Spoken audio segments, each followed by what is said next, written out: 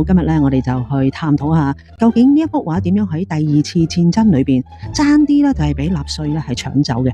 嗱，畫中呢個少女咧嘅身份咧，到今日為止咧都係一個謎。有啲人咧就係話呢個畫家嘅女嘅，有啲人咧就話呢一個係佢嘅情人，甚至咧有人就認為只係一個虛構嘅人物。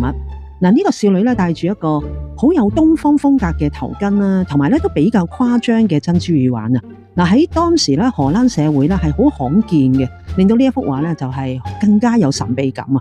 嗱，究竟佢同納粹有咩關係咧？講到納粹咧，納粹黨就唔可以唔提希特拉。佢咧年輕嗰陣時咧，希特拉咧就曾經夢想咧係做畫家，仲係咧考過呢一個藝術學院嘅，但係咧考咗2次咧都失敗。咁呢一個挫敗咧就令到希特拉咧就對藝術嘅就產生一種咧好有病態嘅執着啊，就覺得咧如果擁有咗咧名畫咧就即係等於擁有呢個文化同埋權力咁話。喺當時咧希特拉仲計劃咧要起一間叫做元首博物館啊，就係咧收藏晒歐洲最偉大嘅作品，就係證明咧納粹咧嘅審美咧係至高無上嘅。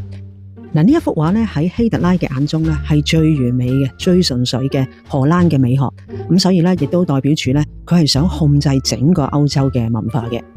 嗱，1940年咧就開始打仗啦，咁咧就開始打到荷蘭咯。咁博物館咧啲職員咧知道咧情況都不妙啊，非常之危險，於是咧佢哋就將呢一幅畫咧同其他幾幅嘅名畫咧就係偷偷咁樣咧搬走，咁咧就擺咗喺一個好偏僻嘅城堡嘅地庫裏邊嚇，佢哋咧就用木箱封好咗啦嚇，然之後咧仲貼上一啲假嘅標籤嚇，就令到咧納粹咧就揾唔到嘅。咁咧就有傳咧係納粹軍隊咧係曾經咧就接觸過揾到呢一批收藏品喎，甚至咧係打開過呢個箱。不過咧就係因為咧呢個標籤咧就以為係唔係名畫啦，就誤導咗，咁於是咧就冇認出咧係呢一幅名畫嘅嚇。如果當時咧俾納粹咧搶走咧，咁今日咧可能咧就喺另一個國家噶啦，甚至咧就永遠咧就消失咗噶啦。